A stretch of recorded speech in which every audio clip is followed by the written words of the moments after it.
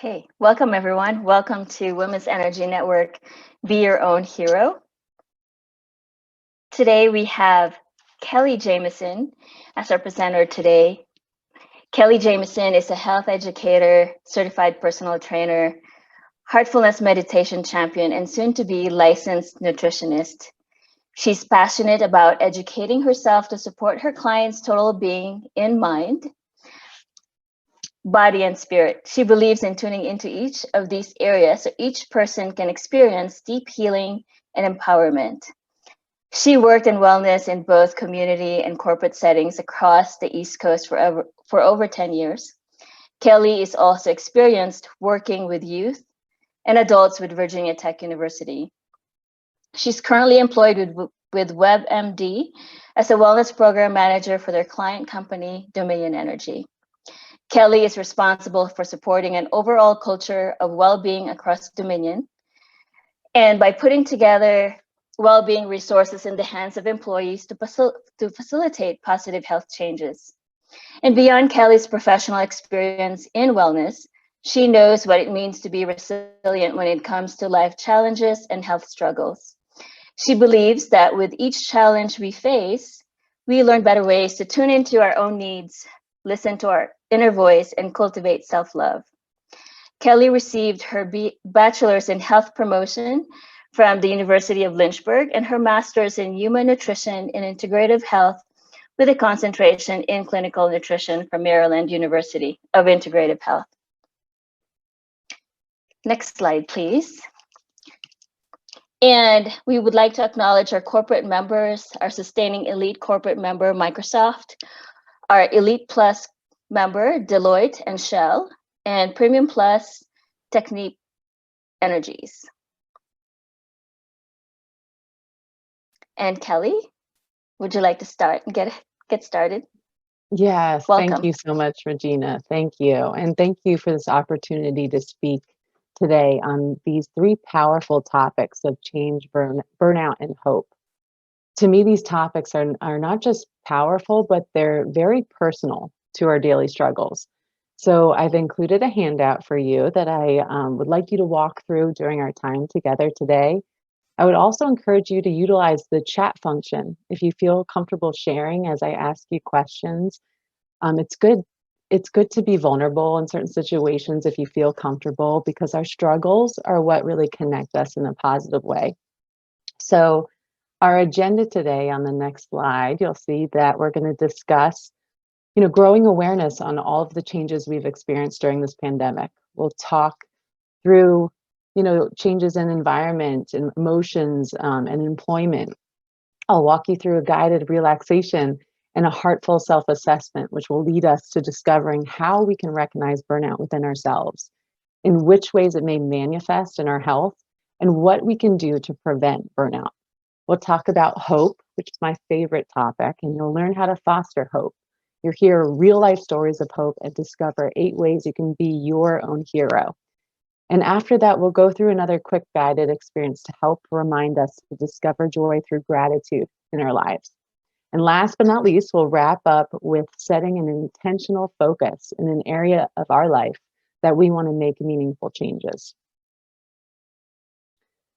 So if you feel comfortable, I'd love you to utilize the chat. I want to ask you, what changes have you experienced in the last year? We want to acknowledge all those changes. So while you're kind of thinking through what you'd like to share in the chat, let's just talk about change. When I think about how hard change can be, I think about my husband. The other day, I told him, have you thought about increasing your vegetables in your diet? I am a soon-to-be nutritionist, right? And he was so resistant to the idea of adding vegetables.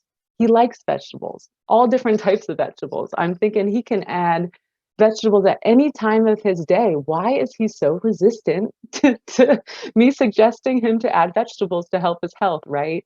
And what I didn't realize, and what I learned over time, is that it wasn't so much the resistance to the change in adding vegetables. It was resistance to potentially having to give up something that he loved.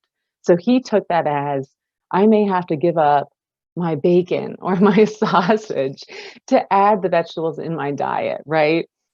So I think it's important to think about our love-hate relationship with change. We want to make a change. We don't want to be forced into it. So this pandemic has really forced us into changes in a short period of time. So we know that change can be difficult, it can be cumbersome, yet it's part of life, right? So change can also bring self-growth. It forces us to kind of think outside the box and reflect on potential solutions that fit our needs. It gives us the opportunity to master certain skills just to become better versions of ourselves. And as we go through change, we start building our own, what I call our toolbox of resources that help us through challenging life circumstances. So whether it's helping us through marriage or divorce or kids, stressful jobs, health issues, taking care of our loved ones, right? Our toolbox contains all our self-care tools that we need to bring us back into alignment of our mind, body, and spirit. But we all handle change in different ways. I'm sure you've seen this, right? People may fear change. It's the unknown, which can make people quite resistant. Maybe it's resistant to acknowledging our own feelings, taking the time to do that, right? We convince ourselves that we don't have the time to feel them. Or maybe it's painful memories about certain changes that trigger us. Or maybe it's like my husband, it's the potential look at having to give up something that we love. So at times when we find ourselves resistant to change, we have to ask ourselves, why are we so resistant to this specific change? And acknowledge the feelings and emotions that come up to understand the root cause of our own change resistance. So right now I want to recognize all of the changes you have experienced personally this past year. So Regina, if you wouldn't mind kind of sharing some of the things shared in the chat. Okay. Katie mentioned that she lost her job and started her own company. Carrie corrected her eating habits and got healthier. Lisa is to have balance, learning how to balance working and taking care of her mom with dementia. And Sally is also caring for her sick parents. Wow. And So, Christine has spent time understanding gratitude and adding daily gratitude to her practice. Those were some of them. wow.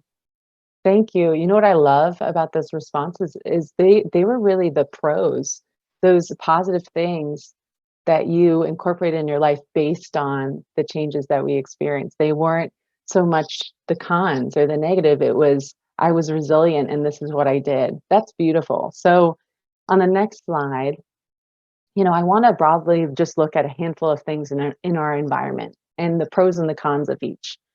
So I want to give you an example, and maybe you can relate to this individual. Susan is her name. She's a mom of 3 young kids, ages 5, 7, and 9. Due to COVID, school is now virtual for all 3 kids, right? Meanwhile, her job also went virtual. So Susan had to quickly figure out how to work, where to work in her house while having 3 kids at home, walking them through a new way of doing school on the computer. But at the same time, Susan valued more family time. She was able to spend more time with her kids and her husband. And that decreased commute time not only helped the actual environment, but it really helped her appreciate the gift of time, right? So that's one example. Now, on the next slide, when we broadly look at changes in our employment, I'll give you another example. Wanda works for a large corporate company. With the layoffs and life changes, she found herself handling tasks she wouldn't normally have to do at work. Wanda slowly found herself doing more with less support at work. Wanda noticed she was relying more on alcohol to help her de-stress after work hours. And with each new change Wanda experienced, it was easier to drink and numb the feeling she was experiencing. Wanda discovered her lack of work-life balance was causing her to drink. Wanda started to make it a priority to take these 5-minute mini breaks, such as going outside, stretching, playing with the dog, exercising, or calling a friend every hour, which really saved her during these crazy work hours. That little bit of flexibility kept her sane and helped her identify small things she could incorporate into her day to cope with her busy work hours and attempt to find that work-life harmony. So as we look at all these changes and reflect on them, I also, on the next slide, want to bring kind of more awareness to the mental health impact. And I feel like in the news and everywhere we go right now, we're seeing more of this because we realize that it plays a huge role on our total well-being. On the next slide, you'll see some of our most recent stats. So according to the National Alliance on Mental Illness, 1 in 5 US adults experience a mental health disorder in a given year. Those are things like depression, anxiety, bipolar disorder. And that 1 in 5 statistic is the national rate pre-COVID-19. So we know that there's going to be an increase in a swing. We also know that in December of 2020, the CDC reported a 44% increase in US adults reporting symptoms of anxiety and depression since January. That's a huge increase. And then the current stats for suicide from the American Foundation for Suicide Prevention reported 130 suicides per day. I actually learned about 2 in my circle in the past week. So that's alarming to me. And people who are screened, who are saying that they have some type of mental health disorder, are struggling the most with loneliness and isolation. Now, thankfully, it feels like we're kind of coming slowly out of this dark tunnel and being able to reconnect with others again. But it's important to know that people are really struggling, whether it be us or a loved one or someone we know. But mental health issues are increasing, and we have to really become aware and do these self-checks ourselves to understand where we are at this point and reach out to others to say, how are you doing? Have those conversations. Now, it's also important to understand the difference between a mental health disorder and burnout, right? The difficult part of this is sometimes the symptoms can be semi-similar, right? But symptoms of continued stress, such as like exhaustion, is not the same thing as a mental health disorder. Feelings of burnout are normally related to a specific situation or a cumulative effect over several situations. But in terms of a mental health disorder with depression, those negative thoughts and feelings aren't only about work, but they extend in other areas of your life. So things like constant low self-esteem, hopelessness, the suicidal tendencies. This is something a licensed professional, licensed counselor will help you distinguish by evaluating you or the individual. But it's important to know that these mental health issues are common and that we can continue to periodically self-check ourselves and the people around us. It's also important to know the impact of loneliness and social isolation on our health and our loved ones. Social isolation can lead to loneliness, right? Especially prolonged periods. And when a person experiences loneliness over a period of time, the person can experience 50% increase in dementia. So think of our elderly, especially 29 increased risk of heart disease, 32% increase in stroke, and higher rates of anxiety, depression, and suicide. Our body, when we are lonely over a long period of time, it's perceived as stress to our body. So it's a threat that elicits that fight or flight response that can impact our immune system and our ability to fight off illness. Therefore, loneliness increases our risk for other health issues. So I bring that to awareness to just say that mental health significantly impacts our overall well-being. And that leads us to the next slide on changes in emotions. So as we talk about our own emotions, I'll encourage you to kind of take the time to recognize emotions as energy in motion, right? These are actually responses to life events or memories. So when we look at emotions we have felt over the course of the pandemic, most of us has probably felt a lot of these different emotions, or maybe cycle through emotions on the right and the left side due to the roller coaster of changes and the ability to cope with them, So this pandemic has produced that cocktail of emotions. And when such a cocktail is suppressed for too long, it can be debilitating. Suppressed emotions generally manifest in our physical body as some type of symptom or ailment. So it's important to acknowledge our feelings and why we're feeling them and release those negative feelings if they're no longer serving us, okay? So what happens when we have exhausted all of our internal resources? We haven't taken the time to acknowledge our emotions, and we're having a difficult time feeling those positive emotions on that left side. What would you define this as? You can put in the chat if you know where this is leading. But on the next slide, we call this burnout.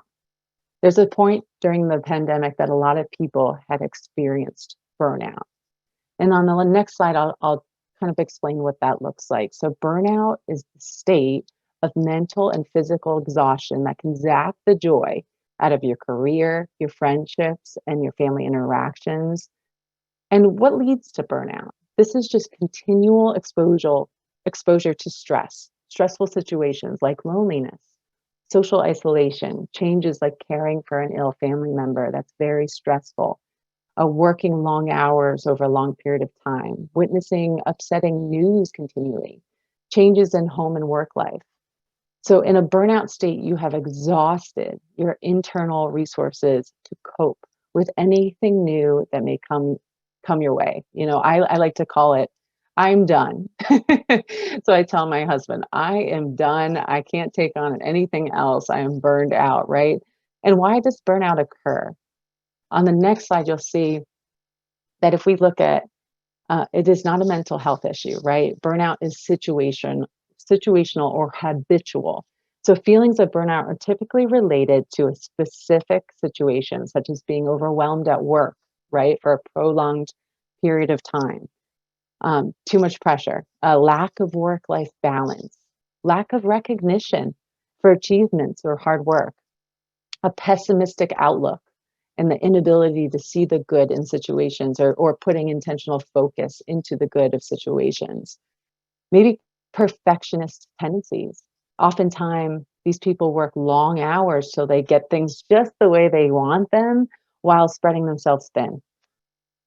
So, what happens to the body during burnout? On the next slide, you'll see that it can impact many aspects of our wellness. It can manifest into health symptoms or issues, and every person is different on ways burnout may manifest for them. But know that this is significantly going to impact our health if we allow it to affect any area over time. So in our physical well-being, you may find that maybe you're just feeling drained or tired all the time. Maybe your muscles are tense and they ache, or maybe you're having these random headaches consistently. Keep in mind, stress can deplete, our vital nutrients like magnesium and B vitamins. So when you're rapidly depleting nutrients, different symptoms like headaches can pop up. Maybe, you're just having trouble sleeping, looking emotionally. Maybe you're feeling like you have low self-esteem, or you're feeling alone or detached. Maybe you have low motivation to complete daily tasks. In terms of mental health, are you dreading your day at work? Are you acting out towards other people? Are you leaving work early or coming in late, feeling hopeless, maybe abusing drugs or alcohol to kind of numb these emotions that we're not dealing with? And then spiritually, do you feel disconnected, to your purpose? Do you have a lack of faith or lack of hope or lack of joy in things that you used to love, right? And then, so on the next slide, I want to ask you and bring that awareness, because I think this is so important for each person to understand. What symptoms do you experience, maybe during or right before burnout? And I want you to utilize your worksheet to write out your burnout symptoms.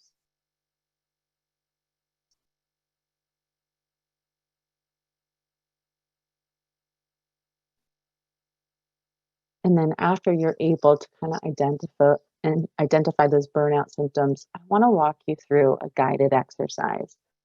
So the Heartfulness Institute is a great organization. It's a nonprofit that has a unique approach to relaxation and meditation. So what I'm going to do today is kind of walk you through what we call heartfulness relaxation, and then just a short self-assessment so you can identify, after dealing with all these changes this past year, where are we right now?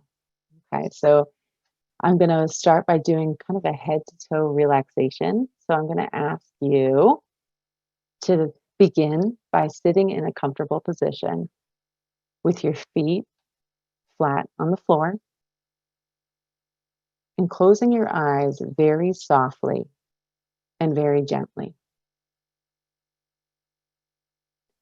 Bring your attention to your breath and take a deep breath in and breathe out. I'm going to begin by walking you through relaxation. We're going to begin with the toes.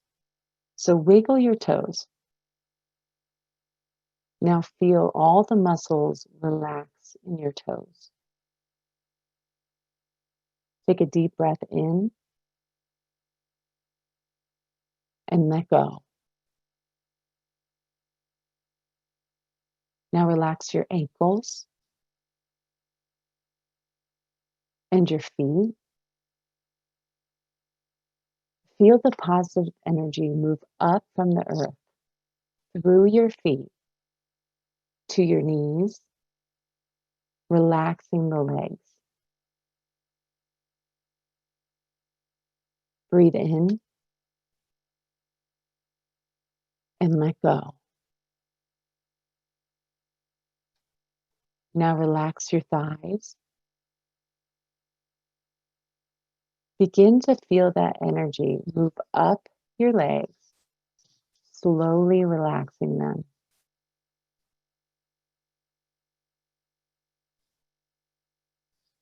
Now deeply relax and release any tension from your hips, from your stomach, and your waist. Breathe in and let go. Good. If you observe any other stress or tensions in the muscles, just simply let it go.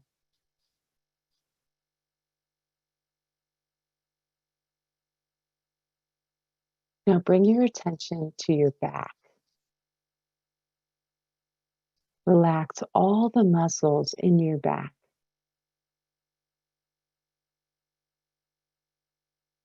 From the top of your back down to the bottom, the entire back is now relaxed.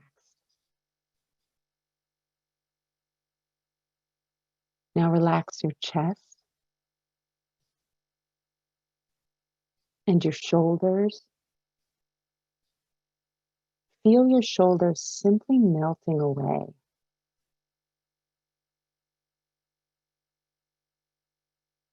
Relax your upper arms. Relax each muscle in your forearms, to your hands, right up to your fingertips.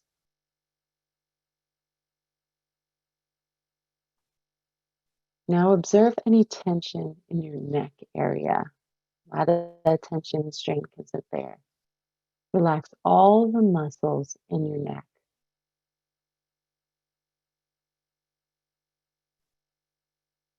Breathe in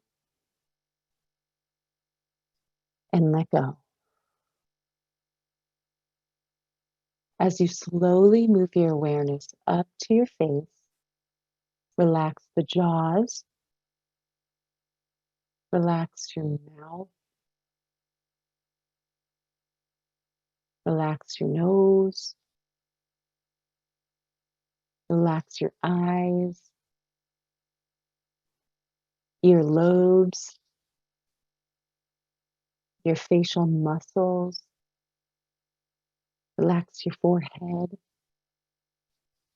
all the way to the top of your head. Feel they are completely relaxed.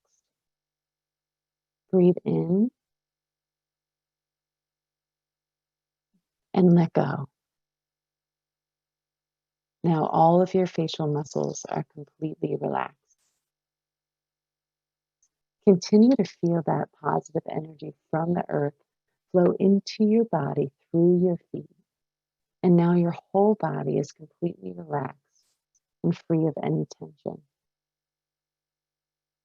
Now move your attention to your heart.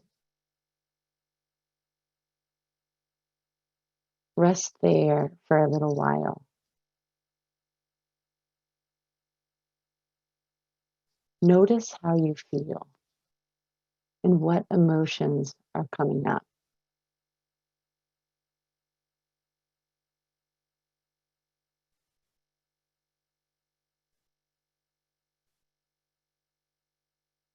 And as you're observing those emotions and what's coming up for you, I'm going to ask you a couple of questions for you to do a self assessment on yourself.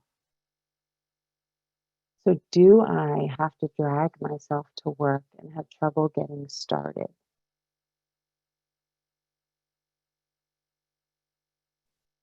Do I become irritable or impatient with family, coworkers, customers, or clients? Do I lack energy to be consistently productive? Do I find it hard to concentrate? Do I lack satisfaction from my own achievements? Do I use food or drugs or alcohol to feel better or to simply not feel? Has my sleep habits changed?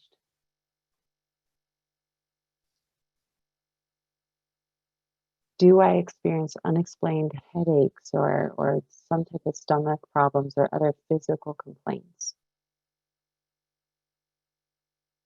Have I become cynical or critical at work?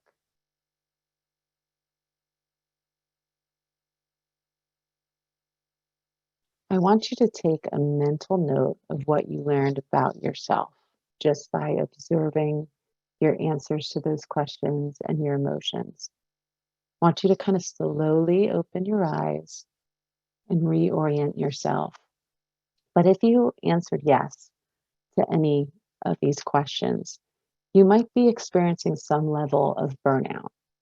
And this should be kind of a red flag for you to say, what can I do to better take care of myself and my own needs? So now, when we recognize what is happening around us and what's happening inside of us, we can better identify that root cause of our struggles.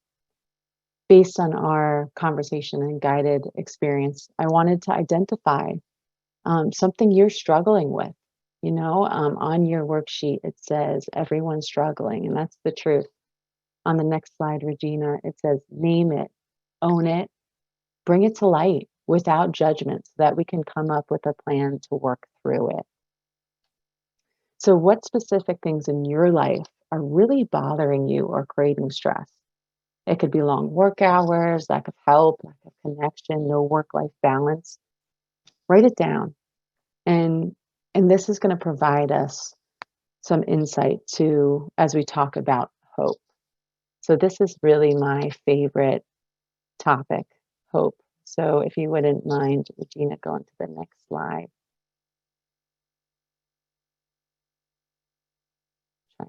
Here we go.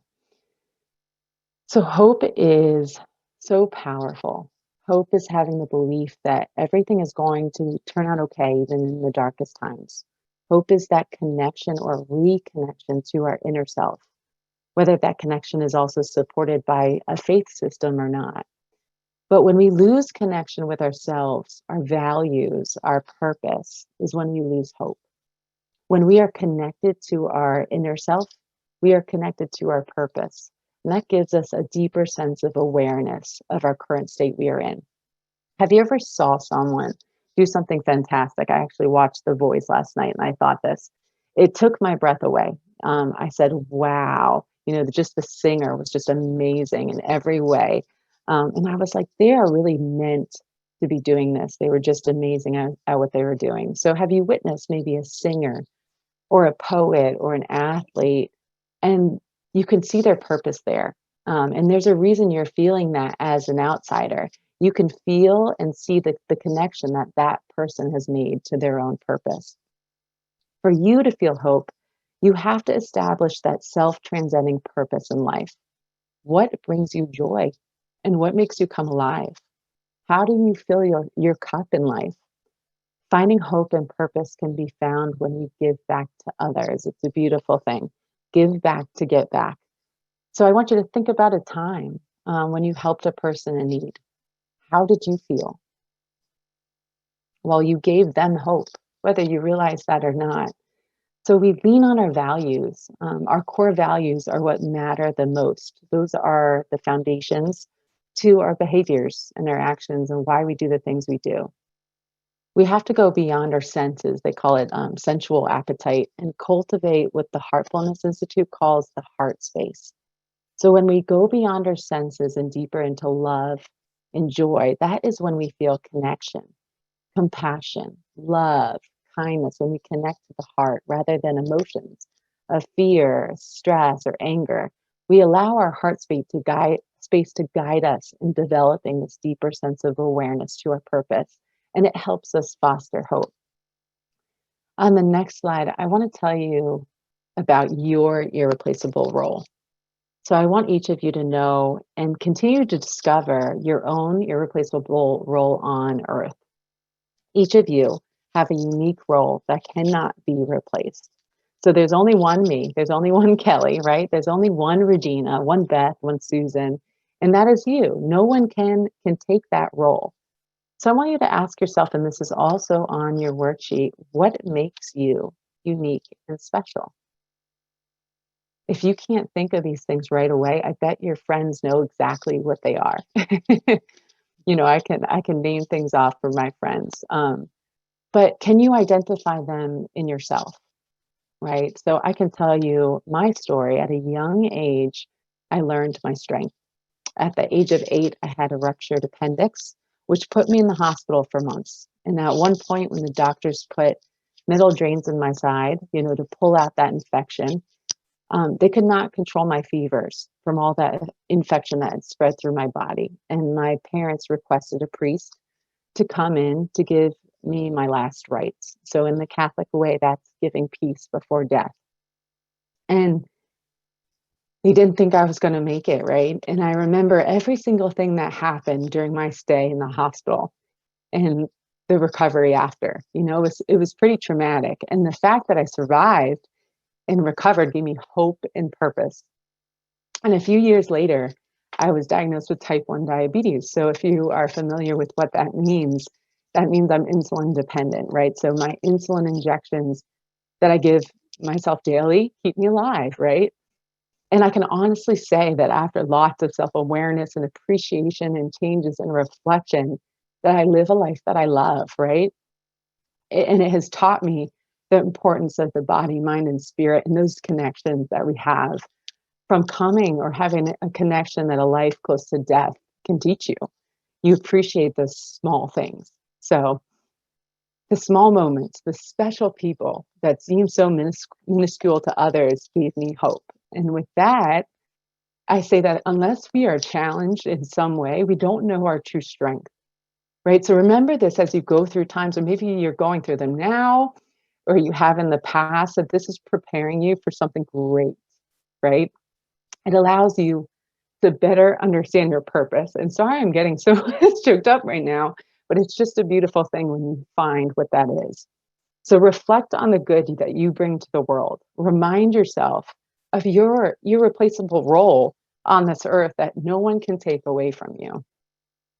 So on the next slide, I think it's powerful to see the connections of stories of hope and how we can foster that within ourselves. So I wanted to share 2 stories of hope, and I guess I really think you'll see a pattern if you haven't heard of some of these stories. So Viktor Frankl was born on March 26, 1905 in Vienna, Austria.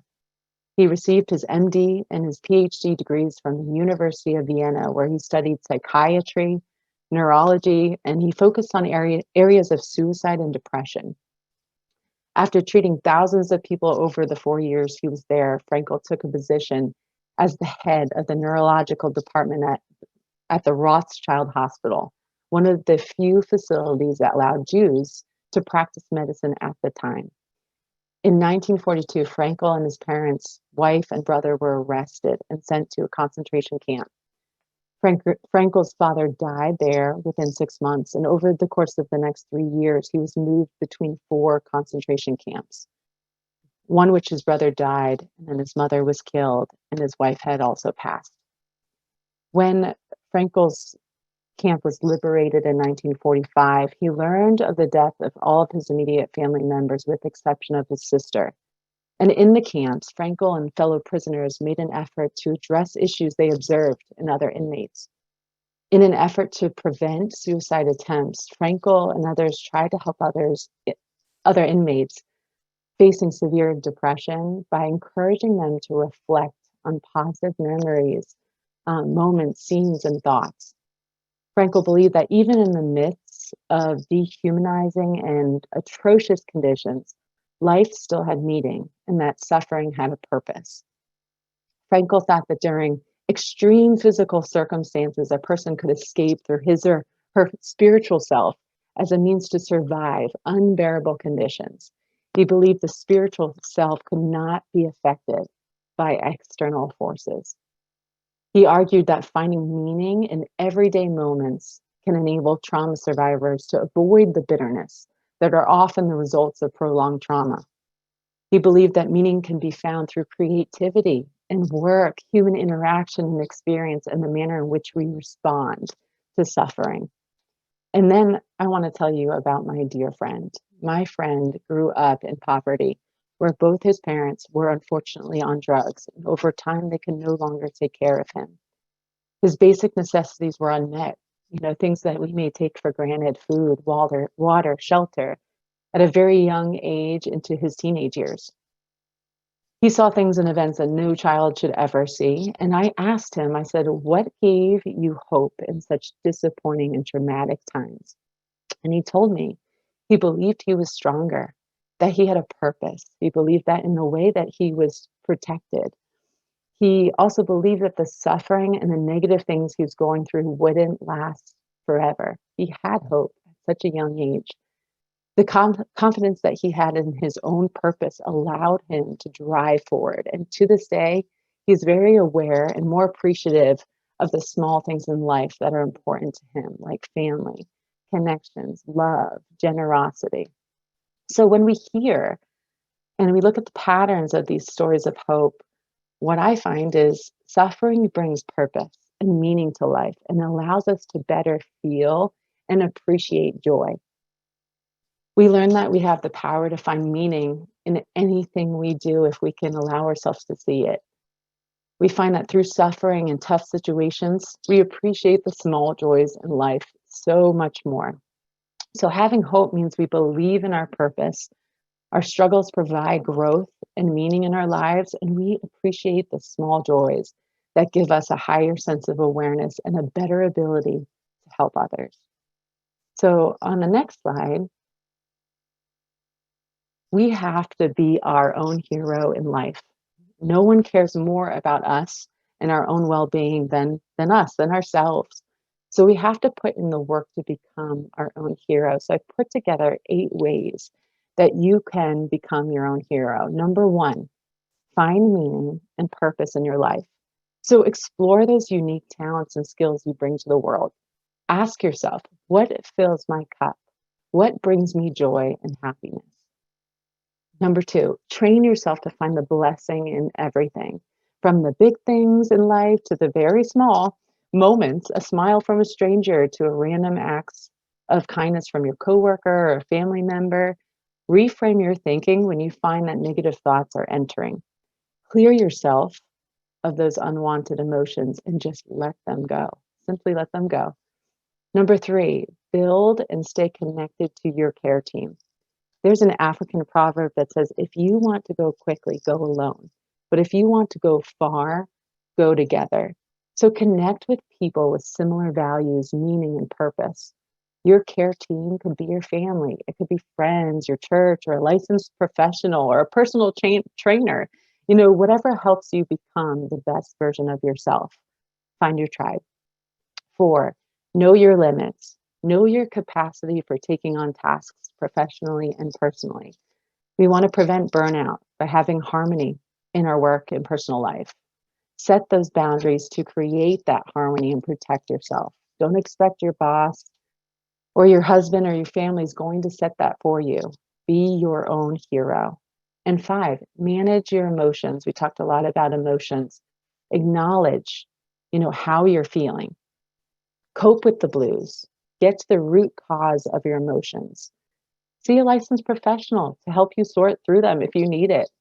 Practice meditation regularly to help you let go of negative emotions. Number six, be compassionate to yourself. Put into practice different forms of self-care that work best for you and help you feel your best. Self-care is all about self-compassion. Love yourself and be good to your body, mind, and spirit.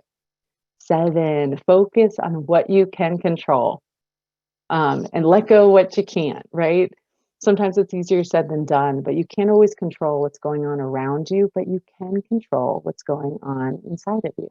So surround yourself with positive people, manage your emotions, take care of your body so that you can react in a more loving and positive way. 8, last one, be heartful, give back to get back. Scientific research provides compelling data to support the evidence that giving back provides a powerful pathway to personal growth and lasting happiness. This also helps us kind of formulate our purpose and meaning in life. Give back to people and organizations that connect with your personal values and give other people hope. Be your own hero. So on the next slide, I wanted to walk you through a gratitude experience, right? So that we can appreciate the small joys in life that maybe we don't think about regularly. We feel alive in moments when we recognize and appreciate the gifts of life in our hearts. So with that, I'm going to walk you through some guided gratitude. So we're going to close our eyes and just relax. Take a deep breath in and breathe out. Connect with your heart. Feel the light and the love within your heart. Bring to mind the gifts you have. Gifts of life itself, the most precious in current times. Recall the person who gave birth to you, who fed you as an infant, who clothed you, who bathed you, who taught you how to speak and to understand.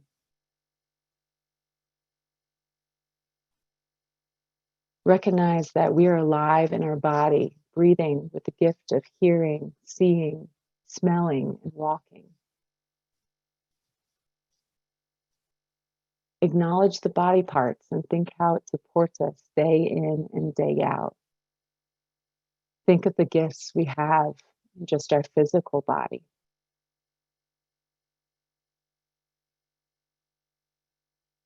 Let go of unwanted emotions. Expel sadness, worries, fear, anger, jealousy, judgment from your system. Just let them go. And now that our bodies and our emotions and thoughts are a little clearer, we can begin to recall events, experiences, people, pets, possessions, or things that we feel grateful for with each breath that we take together. So bring your attention to your heart. Acknowledge the gift of a heartbeat, regular movement, moment after moment, pumping fresh blood to all of your organs. And with that first breath we take, bring to mind one person you are grateful for in your life.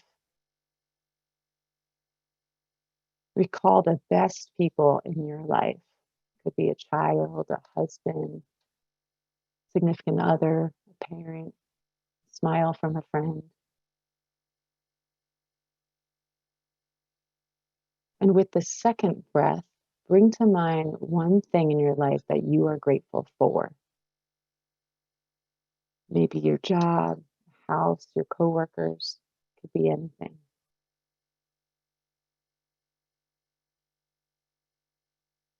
If you're experiencing difficulty in your life, acknowledge that. Be supportive of yourself.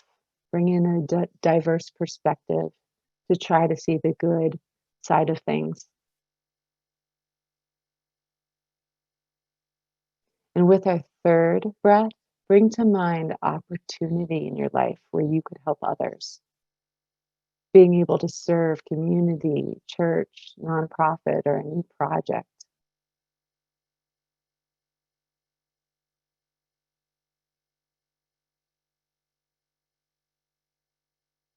And with the next breath, imagine your life as a wonderful garden, and visualize and observe the various species, the variety of forms, colors, and scents, and appreciate the diversity in life that helps you learn and grow.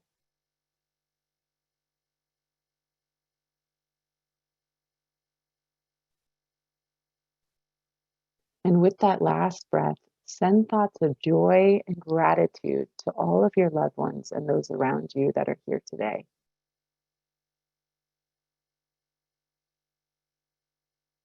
Take a deep breath in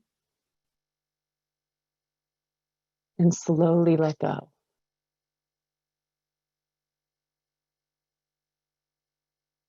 Thank you for practicing this guided, heart-centered meditation to promote that sense of gratitude.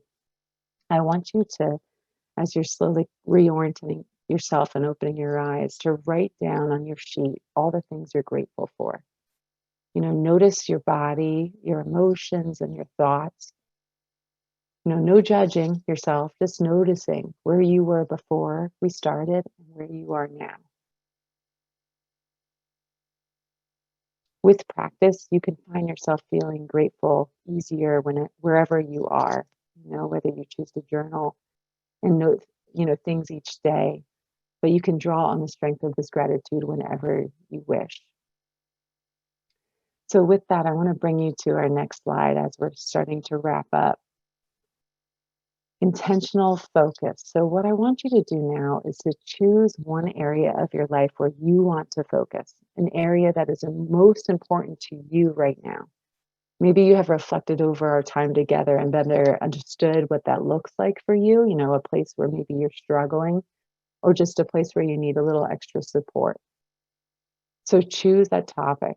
And then when you choose that area of focus, you can see I plugged in some ways to improve that aspect of health. For instance, physical. Sleep well. What does that mean? How can we sleep well? Well, we can probably make sure that we're going to bed at a decent hour. We can avoid caffeine close to bedtime. We can get movement through our day. That will help us sleep well. On the mental health side, maybe it's providing yourself with daily affirmations that will help you overcome self-sabotaging and negative thoughts. Allow these daily affirmations to build your inner self-confidence and belief in your own abilities. Or maybe it's spiritual that you want to focus on, feeling the need to connect with others with similar beliefs. So your goal would be to look in your community and find that tribe. So on the next slide, what I want you to do is once you've discovered what your area of focus is I want you to write down 2 action steps that will allow you to complete that activity and improve your health.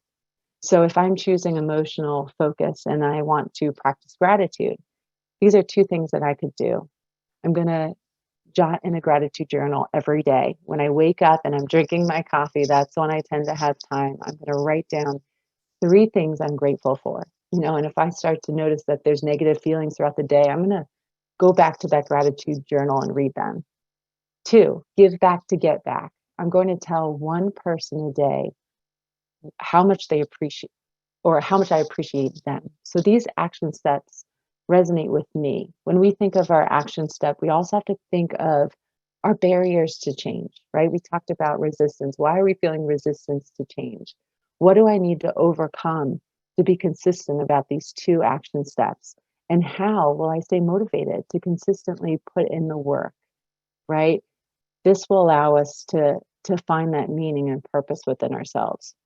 And on the next slide, which is also on your worksheet, how does my area of focus and my action steps benefit me and the people around me? So for instance, when I focus on gratitude, we can see There is so many different benefits of gratitude. It increases happiness and physical health. It boosts our immunity so we're not getting sick as often. It reverses our priorities to help us appreciate the people and things, we do.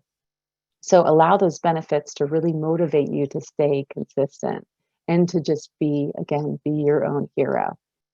So the next slide, as we're wrapping up, I want you to ask, what other tools and resources do I need to be successful? Right? So your action plan may be a two-step process where you're including learning goals and performance goals. So what tools do you need to add to your toolbox for you to be successful? Would you benefit from support from a professional, right? So know the resources that are available to you and what you need to be successful.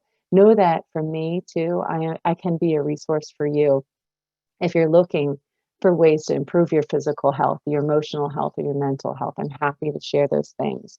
But also look into your immediate environment and resources you have, maybe through WEN or through your work's employee assistance program. They may give you free counseling sessions, or maybe it's a local organization that will allow you to get involved and volunteer. So take note of these things. And the last thing I want to leave you with is these key takeaways. So acknowledge change and how it impacts you. Your emotions, your feelings, and your actions. This will allow you to sort through them in a positive way and let go of what no longer serves you. Prevent burnout. So recognize we have my burnout symptoms on our worksheet. Recognize those when you're feeling over capacity. And know, how it manifests in you and what areas of your life it can affect. Be aware of those things and how you can implement self-care activities to stay grounded and healthy in all areas of your life. Be your own hero. So recall the stories of hope that I shared and the 8 ways to become your own hero. Create an action plan that reflects your purpose and gives you meaning in your day-to-day life. And then last, maximize your available resources and add them to your toolbox. So identify what you need to learn and grow and seek out those opportunities in your area. I'm sure WEN has connections to many wonderful resources and people that you can utilize. And the last thing is just, be your own hero. You have that irreplaceable role that no one can fill. I hope today was allowed you to have that ability to self-reflect and just, become closer to that true purpose and the meaning, to find meaning in your lives. You can reach out to me if you have any questions or you want to provide feedback. My email is kjameson, Jameson, at webmd.net. So with that, thank you for having me again. I hope you learned something today, and I'm going to pass it back over to Regina. Thank you, Kelly. Welcome. Now we're opening the floor for questions. If you have any questions for Kelly, this is the time to do so.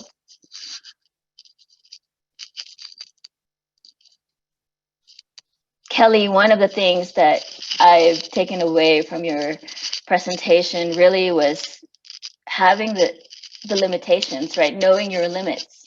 For me, it's like setting those boundaries and what I need to be able to keep moving forward. And acknowledging the burnout from the list of what you provided for us and the difference between the mental health and burnout. Thank you, Regina, for sharing that.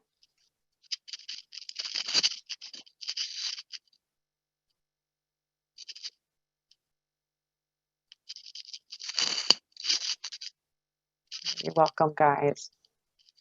Well, again, feel free to reach out if you have any questions. Maybe you didn't want to ask in front of everyone today, but I just really appreciate your time. And yeah, thank you, Regina, for having me. Kelly, will you type again your email for Stay Well so everyone can see it in case they want to reach out to you personally? Sure, no problem. I just put it in the chat for everybody. Okay. Jameson at WebMD.net. Thank you. And thank you everyone for coming, and to get connected, to stay connected with Women's Energy Network, please check out our different social media, and you can also email us at info@womensenergynetwork.org. You can check us out in LinkedIn and Instagram and Facebook. Thank you very much.